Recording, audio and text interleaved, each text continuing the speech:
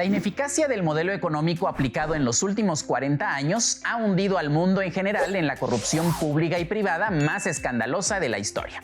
El modelo económico que hoy en día ha sido cuestionado nacionalizaba las pérdidas económicas de las empresas privadas y privatizaba las ganancias. También alentaba el saqueo de los recursos naturales y de los bienes de los pueblos y naciones. La teoría económica del libre mercado, que nos prometió la entrada de México al primer mundo, ha mostrado que esa promesa no era más que una ilusión. Esa corriente económica y política se nos vendió como un pensamiento único y salvador, posición que se consolidó hacia el final de la Guerra Fría, en que el mundo bipolar dio paso al dominio indiscutible de Estados Unidos como potencia mundial.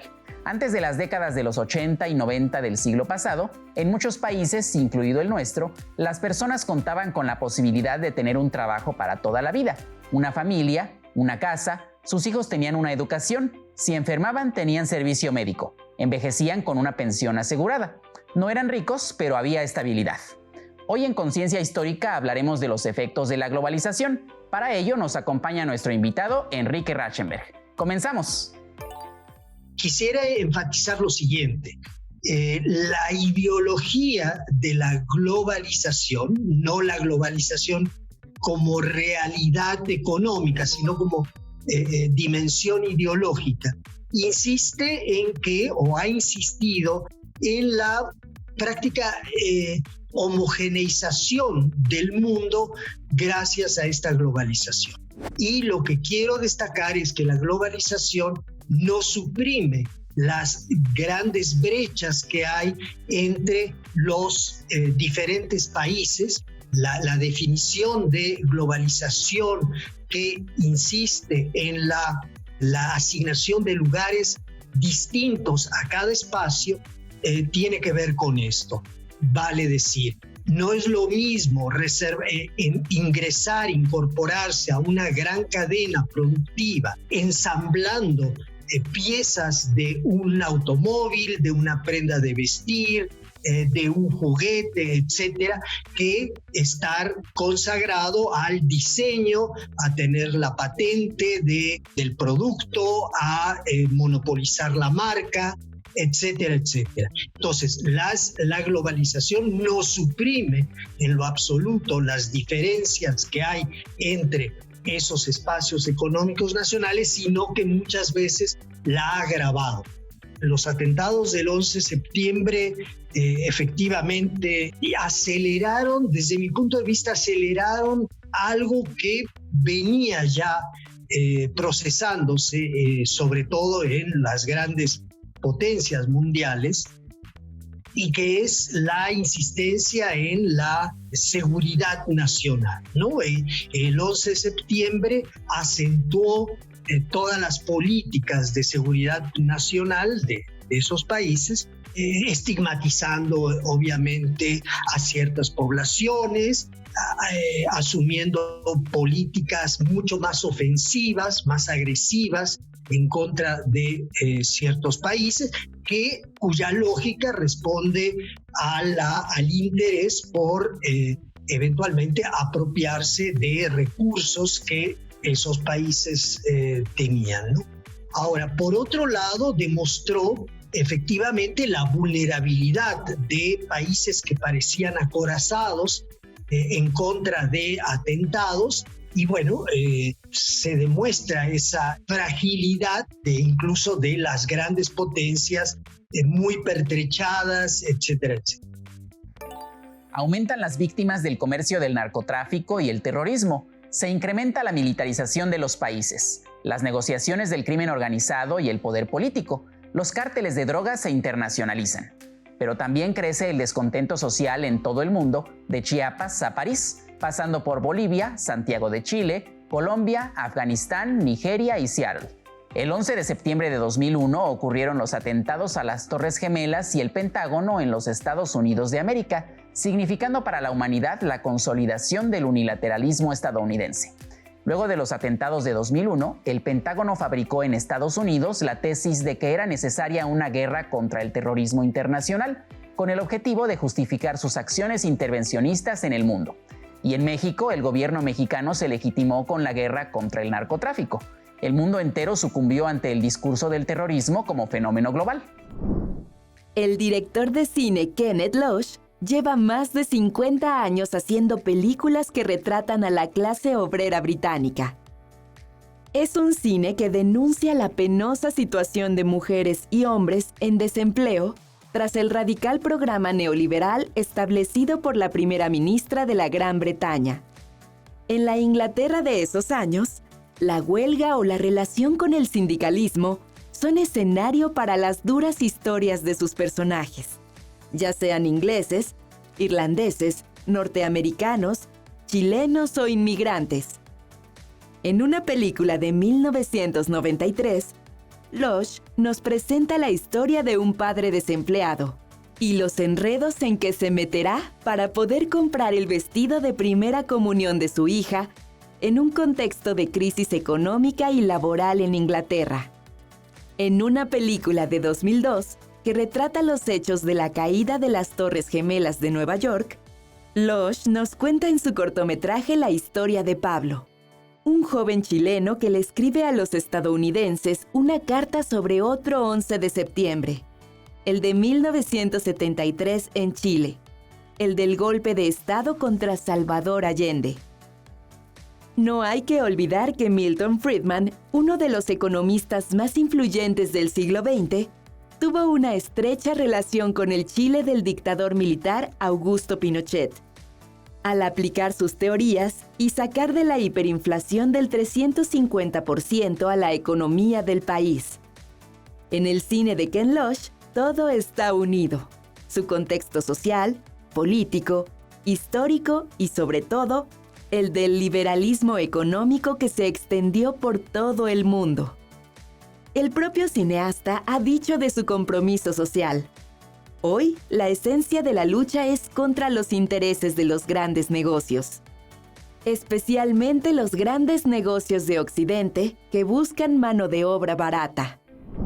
La exclusión se ha manifestado de diferentes formas: personas sin hogar, falta de empleo, homofobia, jóvenes sin oportunidades escolares y laborales, personas con discapacidades, migrantes, desplazamiento de comunidades y pueblos enteros. Un fenómeno importante es la exclusión de género, como la ampliación de las diferencias entre mujeres y hombres. A menudo las mujeres tienen menos recursos para protegerse y con frecuencia representan, junto a sus hijas e hijos, la mayor parte de los sectores sociales históricamente más vulnerables y olvidados. También debemos tomar en cuenta la exclusión en el mercado laboral, la cual está relacionada con estereotipos y funciones tradicionales que se les asignan por su género. Antes de la pandemia, 29 mujeres por cada hombre eran excluidas del mercado laboral debido a los estereotipos de género. Esta cifra subió a 32 mujeres por cada hombre durante la crisis sanitaria de la pandemia.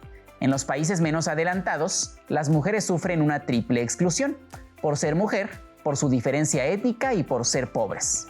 Desmontar una historia de inequidad en una cultura patriarcal y excluyente no es labor sencilla. Sin duda, la desigualdad de género representa uno de los grandes retos del siglo XXI. Acortar la brecha entre las distintas manifestaciones de desigualdad y exclusión social constituye uno de los mayores desafíos para todas las naciones. La noción de exclusión tiene un sentido más ideológico que propiamente científico. ¿A qué me refiero? La noción de exclusión tiene un lado muy moral, condena a una realidad que sería poco moral. Tal vez puedes todavía seguir teniendo sentido si nos referimos al hecho no de individuos que están fuera de la sociedad, porque eso no existe. Toda realidad social está conectada con la dinámica de la sociedad, efectivamente. Entonces no hay que confundir exclusión con pertenencia a un mundo no social o extrasocial. Bueno, yo defendería todavía la noción de exclusión para referirme a la pérdida de derechos sociales. Y en ese sentido, exclusión puede ser asimilado, es decir, convertido en sinónimo de desciudadanización.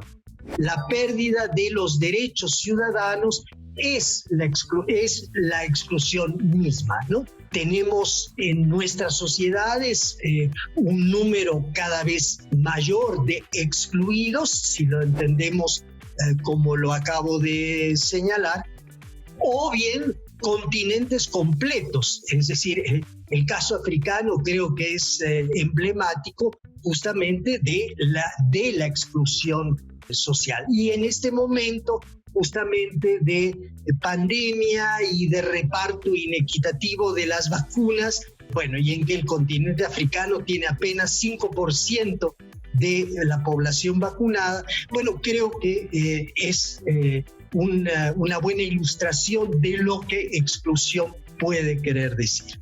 Bueno, en México tiene impactos muy semejantes a los que reviste en otras partes del mundo. Me refiero a la pérdida de esos derechos sociales, que son el derecho, por ejemplo, a vivienda, el derecho a la educación, el derecho a la salud, etc. En este momento, es cierto, en esta coyuntura, es cierto que se ha insistido mucho en el acceso de grandes franjas de la población a ciertos servicios públicos, entre otros, por ejemplo, el de la educación, el de la salud, pero aún así esas políticas no alcanzan a revertir la dinámica excluyente de la economía tal como ésta opera en la actualidad. Ahora, hay que tener claro lo siguiente: la exclusión no significa que ésta se reduzca cuando existen políticas asistenciales. ¿A qué me refiero? Una cosa son los derechos sociales de la población, es decir, el derecho a reivindicar derechos, y otra cosa es la recepción de ciertas prestaciones sociales, pero que no están basadas en derechos adquiridos por la población. Y entonces, en esa medida, es como me atrevo a referir, sí, la ampliación, la amplitud de la exclusión social en un país como México, al igual que en otros países latinoamericanos. La migración es otro fenómeno provocado por el sistema económico mundial, sin olvidar que históricamente los desequilibrios y las inequidades en los niveles y los ritmos del desarrollo entre los países han generado las dolorosas escenas de quienes huyen de sus lugares de origen en busca de mejores condiciones de vida y, en algunos casos extremos, con el fin de encontrar espacios de hospitalidad y asilo para conservar la propia vida, aunado al impacto socioeconómico de la pandemia y los fenómenos de la naturaleza incentivados por el calentamiento global. Esto nos tendría que hacer pensar a todos los seres humanos que la migración debe ser opcional y no forzada, que debe ser una decisión individual y no un fenómeno de proporciones de emergencia a nivel mundial. Otra de las consecuencias del modelo económico imperante es la criminalización de la lucha social y el ataque a los defensores de derechos humanos. La criminalización de la protesta social se ha vuelto una herramienta de persecución desde los estados hacia los defensores, tanto de los derechos humanos como de los derechos de la naturaleza, lo cual hace evidente la exclusión de diversos sectores de la población en la toma de decisiones entre la ciudadanía y el Estado. Estudios de la ONU muestran que más del 40% de los conflictos armados de los últimos 60 años están vinculados con los recursos naturales. Esta podría ser una bomba de tiempo que ponga en peligro la paz y la seguridad internacional. En los últimos años, se ha considerado al petróleo como el recurso que podría desencadenar la Tercera Guerra Mundial. Sin embargo, los estragos del cambio climático, las incapacidades gubernamentales, las desigualdades y los conflictos armados han hecho que ahora la mirada esté en el agua, la tierra y los minerales. A nivel internacional, la transición energética plantea buscar alternativas que aminoren las emisiones de dióxido de carbono, las cuales contribuyen al calentamiento global. Una de esas alternativas es el vehículo eléctrico, que usa grandes cantidades de litio, hasta 10,000 veces más que un celular. Así, el litio comienza a ser una mercancía estratégica y su demanda se incrementará, ya que diversos países como Estados Unidos, Canadá, Francia, entre otros, están planteando dejar de usar autos de gasolina y diésel y vender solo vehículos eléctricos en un lapso no mayor de 30 años. El mercado global de litio muestra que el 65% de la producción se usa en las baterías. Otro debate es si el agua debe ser un bien de lujo o un bien social accesible para todos. Esto podría convertirse en el foco del mayor conflicto en los años venideros. Y ello justifica absolutamente la lucha contra el extractivismo de los pueblos originarios en todo el mundo. A la humanidad le corresponde insistir en que la conservación de las fuentes hídricas y de saneamiento de nuestros ríos, lagunas y mares representan la única clave para lograr un mundo más justo y salvaguardar el medio ambiente para las futuras generaciones. En las últimas décadas, la corrupción creció de manera alarmante, evolucionando y trascendiendo fronteras. La corrupción en todas sus dimensiones, la política, la moral, la económica, la legal, la fiscal y la financiera, son la causa principal de la desigualdad, de la pobreza, de la frustración, de la violencia, de la migración y de los graves conflictos sociales en todo el orbe. A todos nos toca trabajar a nivel mundial para lograr disminuir las desigualdades, las exclusiones, la corrupción y evitar las confrontaciones de los pueblos y los estados. Es prioridad y debería encabezar la agenda de las naciones, ya que tales fenómenos pueden poner en peligro la paz y el equilibrio internacional. Aspiremos y participemos de manera activa para tener gobiernos que ya no sirvan a las minorías. Participemos de manera activa para conseguir un auténtico Estado de Derecho y gobiernos que representen los intereses de las personas, que gobiernen para todos, para construir un sistema democrático efectivo y participativo que vele por los intereses comunes.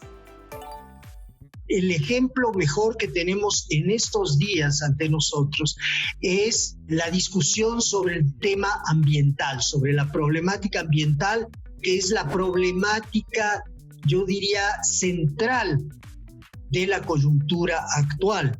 Y efectivamente, cuando uno mira lo que sucedió en Glasgow, donde tuvo la reunión de la COP, sí, hay una gran cantidad de movimientos, de científicos, de ciudadanos que expresan la urgencia de actuar sobre el tema medioambiental y además de señalar la urgencia, destacan vías posibles de solución, digamos, de superación de la problemática, pero al mismo tiempo la poca posibilidad de instrumentar esas soluciones. Porque, bueno, los grandes poderes mundiales son reacios a abandonar las estrategias que les otorga poder justamente.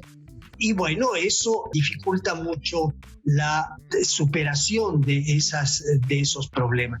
Los jóvenes tienen un papel fundamental. Yo lo diría de manera muy obvia, porque, bueno, como se suele decir, pero esto es casi de sentido común, porque son los que nos suceden, son los que vienen detrás de nosotros, ¿no? Tomarán decisiones, tal vez en la medida de lo posible, sobre sus vidas, y aún así sus decisiones estarán determinadas por otras realidades que los sobrepasan. Sus decisiones individuales no se podrán sobreponer a grandes determinaciones. De todas maneras, creo que la imaginación acerca de otro modo de producir vida, de organizar la vida de la gente, va a venir de ellos, porque son los menos sujetos justamente a las inercias que ya a cierta edad asumimos.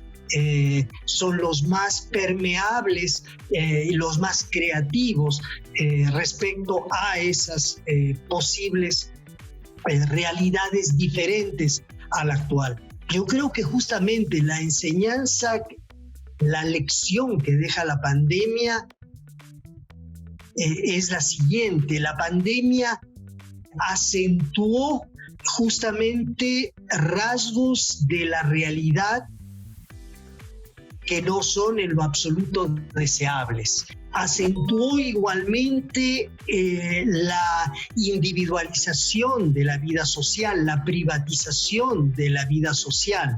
Lo que no sabemos es si al término de la pandemia, si es que hay un término, volveremos o intentaremos tejer nuestras vidas de otra manera. La pandemia puso en evidencia cómo la interrupción de ciertos suministros puede paralizar una producción. ¿Qué van a hacer los países hoy en día para evitar que eso se reproduzca? Es decir, que entre en crisis un sector de la actividad económica porque no pudo llegar un pequeño engranaje de un producto final a su país. Yo creo que desde cierto punto de vista esto va a tener que llevar, sí es cierto, a una reflexión importante y a un rediseño de ciertas estrategias económicas por parte de las grandes empresas, tal vez de los mismos estados. Pero por otro lado, yo quisiera reiterar que hay efectos de la pandemia que son acentuaciones de realidades ya presentes en la sociedad y que va a ser muy difícil revertirlas. En 1941, la Estrategia de Paz de las Naciones Unidas sentenció: la batalla por la paz debe ser librada en dos frentes. El primer frente es el de la seguridad, en el cual vencer significa conquistar la libertad para vivir sin temor. Y el segundo es el frente económico y social, en el cual la victoria significa conquistar libertad para vivir sin miseria. Solo la victoria en ambos frentes puede asegurarle al mundo una paz duradera. Los distintos gobiernos a nivel mundial tendrán que ocuparse de disminuir las desigualdades sociales. No se seguirá desplazando a la justicia social de la agenda de los gobiernos. No se condenará a quienes nacen pobres a morir pobres. Todos los seres humanos tienen derecho a vivir y ser felices. Es inhumano utilizar al gobierno para defender intereses particulares y anularlo cuando se trata de proteger el beneficio de las mayorías y considerarlo una carga cuando se busca promover el bienestar de los más necesitados.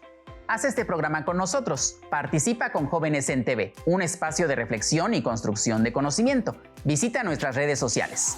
Te invitamos a continuar investigando sobre los temas que más te interesen. Seguro encontrarás datos e historias increíbles. ¡Hasta pronto!